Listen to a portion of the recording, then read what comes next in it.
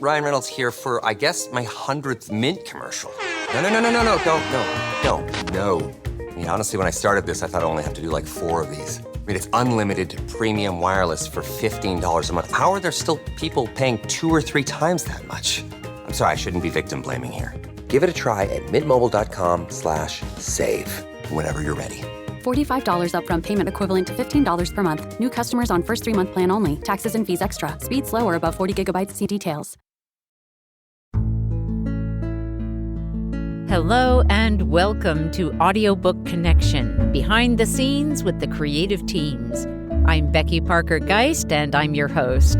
Audiobook Connection is your place to learn about the audiobook creative process in discussions between the authors, narrators, producers, and post-production teams that bring them all together, as well as guests who have listened to the audiobooks and have questions for the creative teams. This podcast is sponsored by Pro Audio Voices, helping great stories come alive through audiobook production and marketing. Today, I'm really excited to have with me Gayla Turner, author of Don't You Dare. Gayla, welcome. Thank you so much. Thank you, Becky. It's exciting to be here and, wonderful talking to you. Great. Well, let's start off with just a little bit of background. Tell us a little bit more about yourself, like how this story came about. You tell us your origin story, but I'd love to hear a little bit more about you. Yeah, this story is so funny because this is something, now most of my professional career has been in banking. So this was a pleasant surprise even to me. And a lot of it was especially surprising to probably my friends and family. They're like, you wrote a book? What are you talking about? I think the journey kind of started when I discovered my grandmother's photos.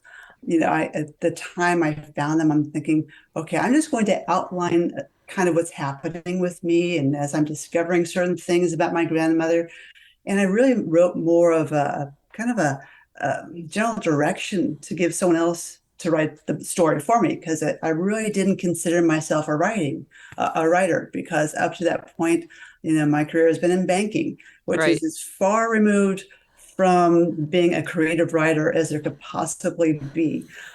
So it really has been a journey that is unexpected, but I can't say strongly how just amazing it is and how it continues to be an amazing part of my life.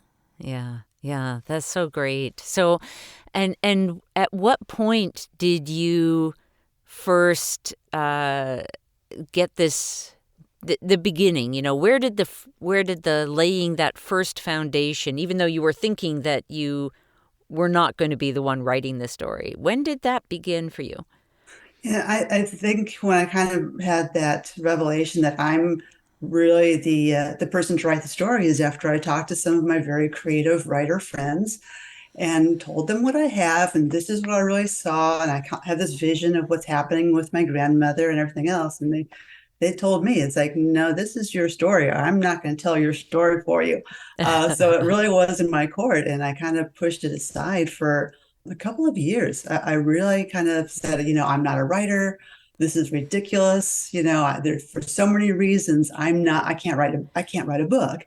Yeah. And after a couple of years, it just kept on gnawing at me that, oh, wow, okay, I guess this story needs to be told, and I need to tell it. Yeah. And was it primarily, you mentioned the photographs. Mm-hmm. Was that primarily that initial source spark that? It was, yeah, because the photos themselves, usually I'm used to looking at like early 1900 photos, and they're very stoic, and people never seem happy in them. Right. I don't know if it was the time or that was just kind of, photography was, relatively new, and if they just didn't believe that you should smile into the camera. Right. But when I looked at my grandmother's photos, I noticed how happy they were and how funny they were. They did, my grandmother wrote captions underneath most of her photos that were just hysterical. And I thought, gosh, these are just wonderful, beautiful photos. But then it got more surreal for me when I started thinking, wow, these photos would have been dangerous. If someone would have found these photos outside of my grandmother's friends and kind of a core group of people that I discovered, they were really dangerous, and it was brave of my grandmother to keep these photos for her entire life, and she kept them as a secret. I had never seen the photos before. My brother and sister had never seen the photos before. And I questioned my mother about the photos because she had kept them for so many years. Yeah. And she really didn't seem to know anything about the photos either. So Mm. I just think it was incredibly brave for her, but then kind of sad because Yeah. that was really all she could have were the photos. Right. Yeah.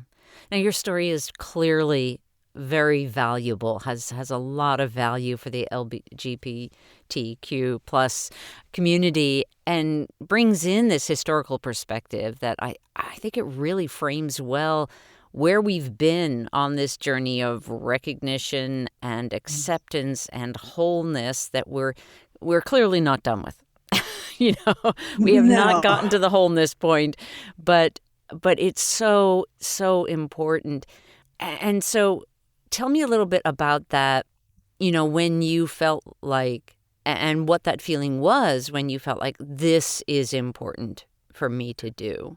Yeah, I think, where we were, I started writing this book like 12 years ago, and we at this time did not have, the federal rights that we do today, as far as the rights to marry who you love.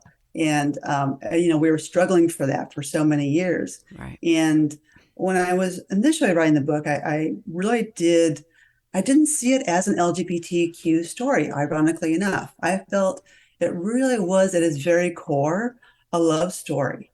And I wrote it to that effect so I want to point out that, the who someone loves is really irrelevant as far as, love is concerned. Yeah. And the other part that I find so interesting is that from the people that read my book, a lot of them, the positive feedback that I receive is really from the non-LGBTQ community because they're learning something that they had no idea about. Because I think fundamentally, if you're not in the community, you think, oh, well, they just, we just showed up one day and wanted our rights. We just showed up one day and it just magically appeared like 25 years ago Right. but that's crazy, of course, because we've always been here in history. We just haven't been able to tell our story or really to feel safe that we could be seen. So I Right. think what I find so interesting is that I think it's an aha moment for a lot of people that are not in the community to say, "Oh, now I understand. It's not just it's not just us, getting our flags out and protesting. We Right. really have been here all along." Right. Yeah. It's interesting and very sad how many ways we find to make love wrong. Right, you right, know. So I love what you just said about how this story and message can impact those who are not already in that struggle of, or actively in the struggle of, someone is making my love wrong. You know. right, Yeah. right. Yeah. And I also Beautiful. think it's important for younger people because I think we're much more fluid than we were in our relationships now. So I think it's important to also show them how we got here. It's a part of the struggle that we kind of hold on our shoulders to say we need to tell the young people because they are our future, and that's what we have. We have a lot riding on their shoulders. And I Yeah. think the more that they understand as far as how we got here, the better they're going to be able to protect their rights as well. Right. Are there other, like, what would you say if someone said, well, what are the issues that your book addresses?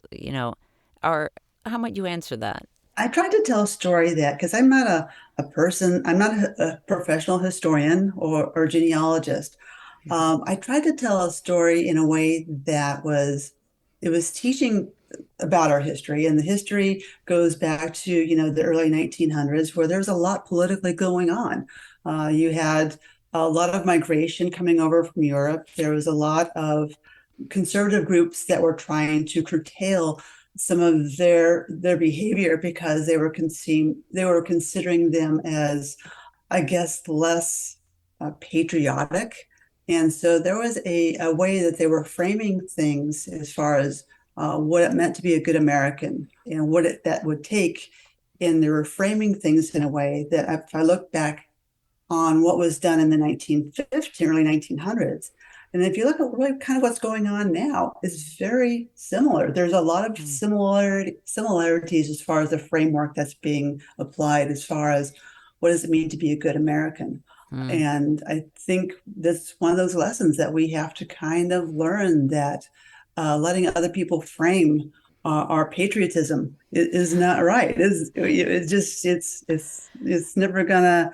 We're never going to see eye to eye when we start framing things that way. But it does, involve the politics involved with that. The conservative groups. You had the World War One, that was getting the war in Europe that was kind of heating up.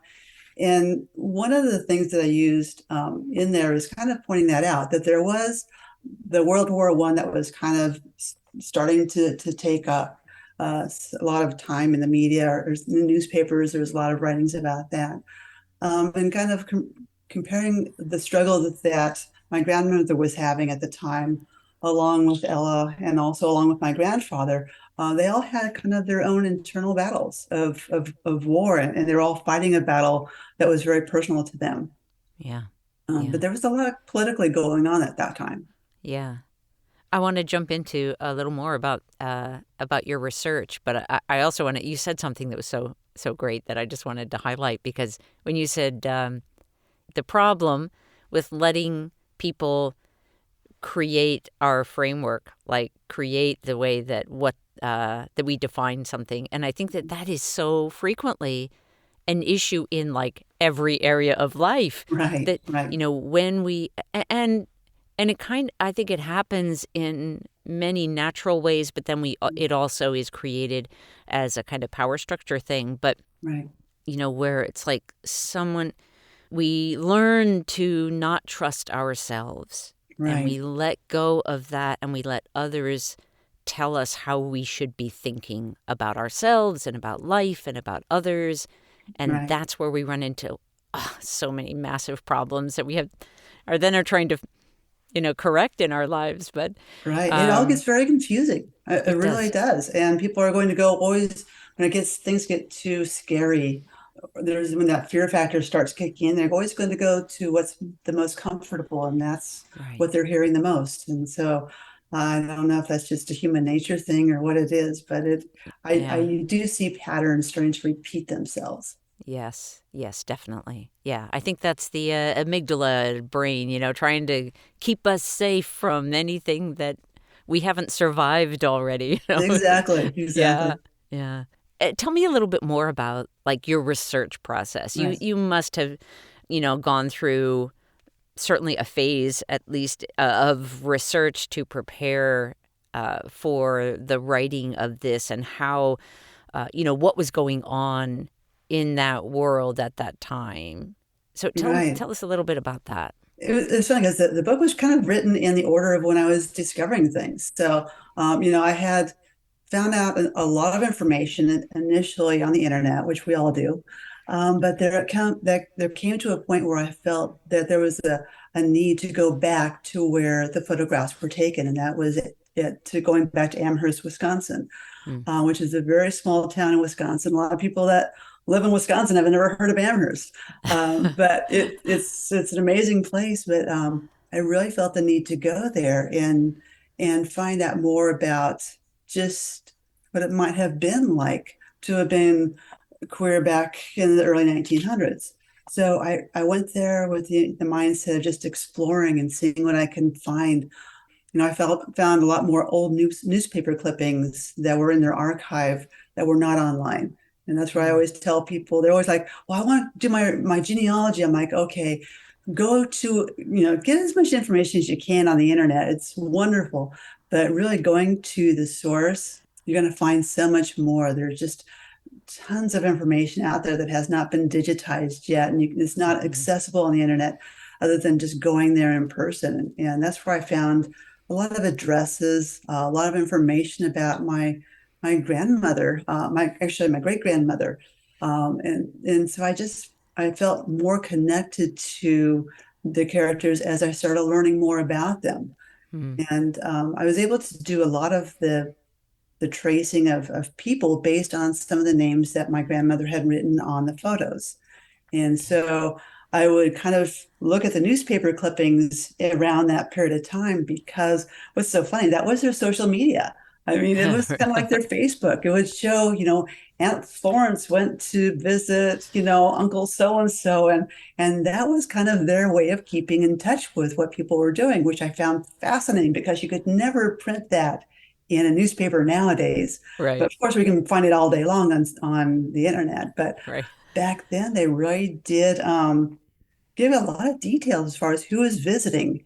And Mm. so first names were easy. I would start looking for patterns as far as names and reading the newspapers. It was kind of interesting because I'd start knowing the neighbors and I'd start understanding and looking at, oh yeah, there's this good cow sale over there. There's some good information. And so you start feeling more entwined with the characters. And I really did. I felt that I was very much becoming a part of their lives because I was reading about them and kind of started experiencing the same thing. And that's where the storylines just started pouring out. Like, okay, well, I saw Ella was in town that day, and I saw that my grandmother was also the phone girl, and she called in sick that day.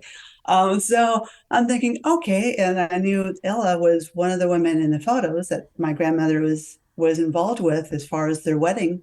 And so I started looking at her, finding her last name, and then I found out where she went to college. And then I started doing more digging as far as the characters themselves, because I really did want to understand them as people. What were they? What was their struggles, And Yeah. I started becoming really much involved. And I felt like I was living really in two parallel universes and kind of going back and forth between the two of them.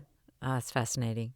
Did you find that as you started to research, started getting other names and addresses, were you able to connect with any of the other family members of I these didn't. people? Well, I Mm. know it's funny because I did, I found where Ella had moved to. She had moved to Portland, Oregon, and I actually found the house that she lived in. I just I want to I want to go into a little bit more maybe in the next research phase. And I Yeah. do plan on kind of doing another book that involves facts, but also a little bit more fiction because Don't You Dare was really heavily constructed around facts that I had found out and dates and things like that.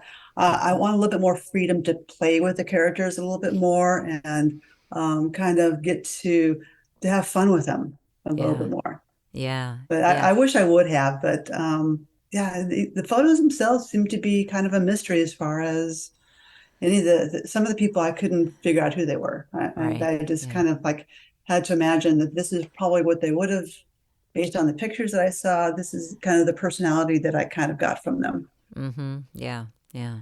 Tell us a little bit about the title. How did you come up with it? What do you feel like is the significance of the title? And that was actually one of my grandmother's photos. Like I said, she was a master of putting really lovely captions underneath the photos. And on this one, it's my grandmother is standing on the ground, and another woman is standing on a rock and leaning towards my grandmother. And my grandmother's looking up at the woman. And then the caption underneath says, "Don't you dare." I thought it was it's one of my favorite photos because it's just very bold and Yeah. it's very sweet. But it really struck me that the bravery it took to have even taken the photos to begin with.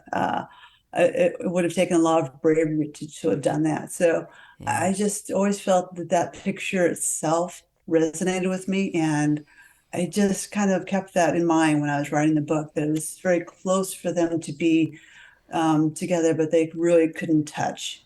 And Yeah. that's what I really did. I kind of, I thought I was really touched by the photo. Yeah. Yeah. Beautiful. You know, you're probably very aware that one of our core values at Pro Audio Voices is impact, and so I love to find out, wanted to ask you about like what impact you feel like your book, audiobook, that your message either is already having or is intending to have in the world. I think the major impact, obviously, is to give information. I wrote the book to, first of all, entertain, and because I wanted to entertain people as far as the story itself. Because I think if a person's entertained, they're more likely to continue, they're more engaged with the story itself. So I wanted to engage with telling my grandmother's story the way I did, because I wanted to entertain people. But at the same time, like we talked about before, I want to educate and let people know that we've always been there, and Right. that's also for our LGBTQ plus community. I want them to feel a certain amount of like, wow, because when I found the photos, the biggest thing that I felt was, I guess I felt validated. Mm-hmm. I felt, wow, I'm not the only person in my family that felt the way I did. And so I always felt like I was the only one. I'm like, and I always felt loved by my family. But when you feel like that family oddball, you always Mm-hmm. feel that you're kind of, I just never felt comfortable in that role. But I think that's why the photos themselves has such a huge impact on me, because I just didn't feel alone anymore. And I want, if there's somebody that's in a part of the country that they don't feel welcomed in or loved at, I want them to know they're not alone. We're a big community. We'll support you. We've been there. We will continue to be there. We're not gonna go anywhere. But I just want that person to feel that we have a history and that they can look back and say, "Yeah, that's my history." Yeah, that is really beautiful. And I want to take that even just a step deeper and ask you, so when you have that impact, when people are feeling like I'm not alone and that Mhm. we have been here, what do you think what will having that do for your audience? Well, first of all, I think if someone is feeling alone and isolated with their identity, reach out to local communities, LGBTQ plus community centers. We're almost in almost every community. If a person's in a very small town, I want them to go to another town that they can reach out to somebody to feel that they can get the support that they need. Because the sad reality is that there's a lot of people that are suffering from Yeah, not feeling loved, and I think that's where I want them to know, basically where we are as a community. The stronger we are, we're going to be stronger together rather right. than separate. And to become an active member of the community and being visible is a part of it. I know it's scary, but it is a part of, I think, who we are and who we do, the future young people who they need that support as well, to see that, oh, okay, how I feel is not, there's nothing wrong with that. Right. Yeah. Beautiful. Let's just take a very short pause and we'll come right back and talk about the audiobook production process. Great. Getting your memoir into audio can be a delicate process, best treated with a nurturing and supportive approach. Many authors assume that when a memoir is recorded, it needs to be in the author's voice. And while sometimes that is best, it is not always the best option. At Pro Audio Voices, we'll work through that decision with you and support you in the production process, whichever way you choose. If you decide to narrate, we set you up for success with a range of options, from having an audio engineer and director on the line for every recording session, to getting you properly set up for recording on your own. If we hire a professional narrator, we'll make sure the voice is the right fit for you and your memoir. At Pro Audio Voices, your story is important to us. Let's inspire the world together. So, Gayla, when we first spoke, you were a little on the fence about whether it was important for you to record the audiobook in your own voice or whether to go with a pro narrator.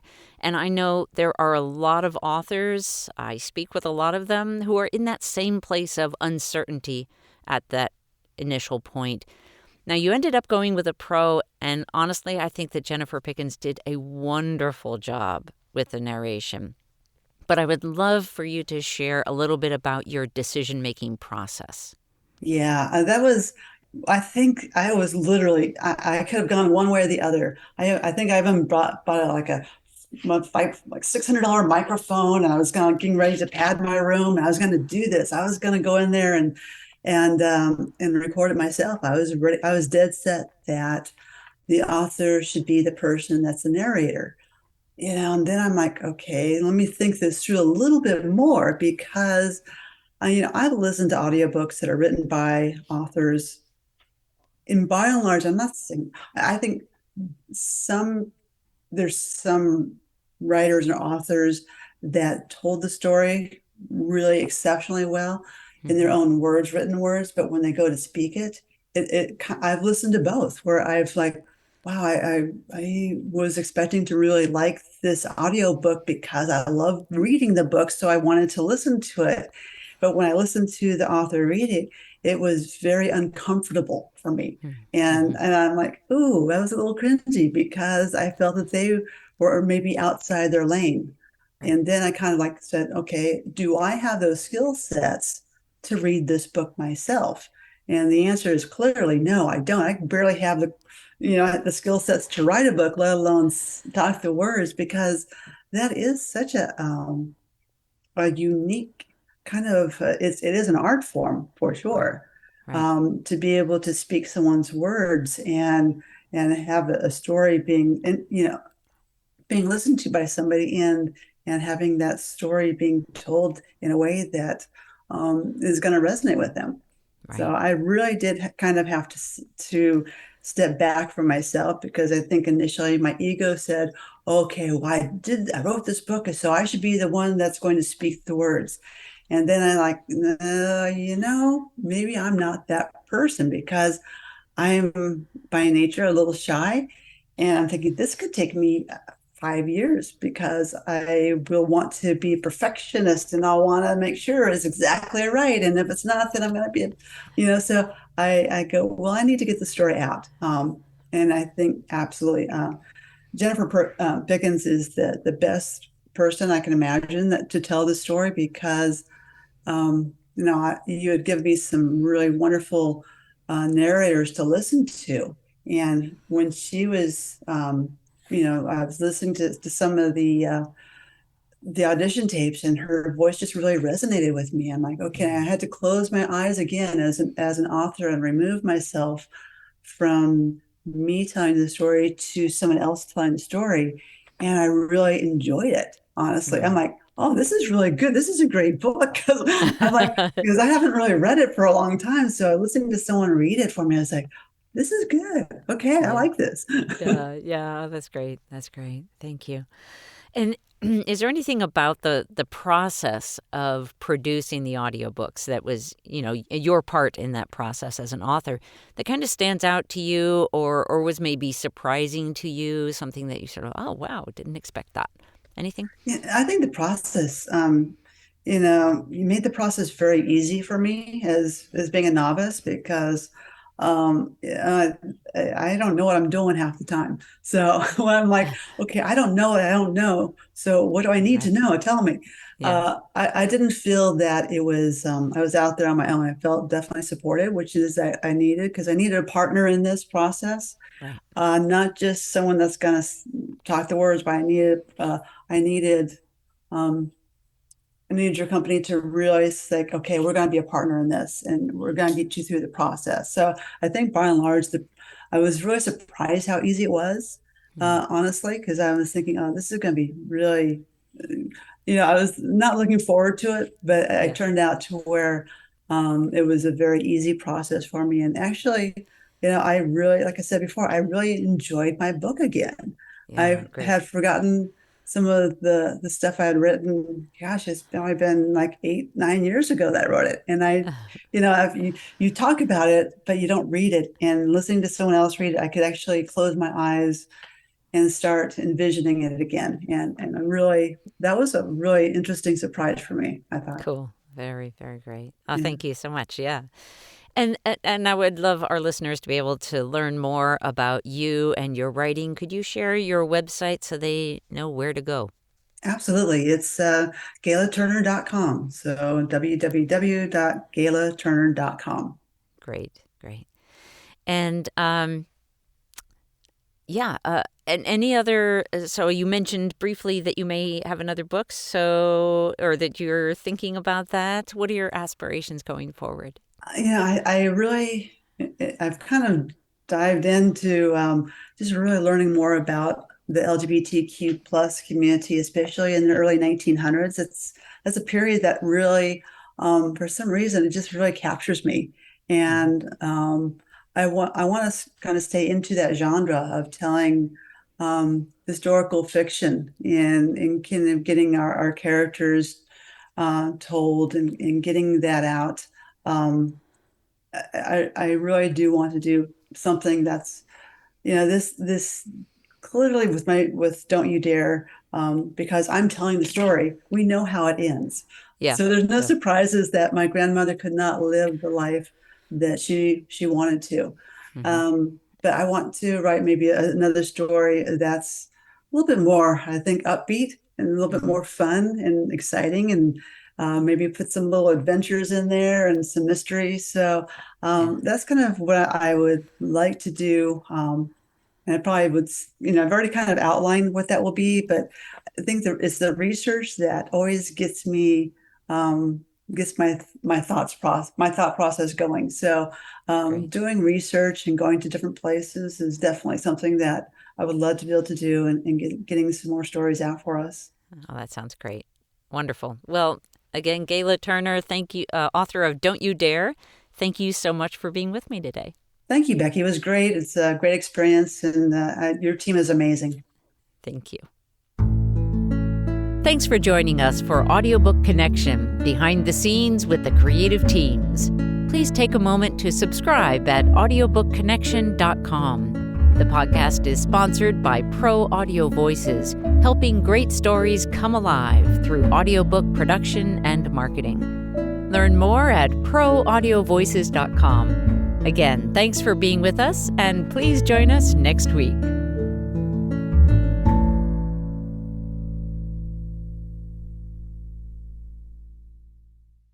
This podcast is a part of the C-Suite Radio Network. For more top business podcasts, visit c-suiteradio.com.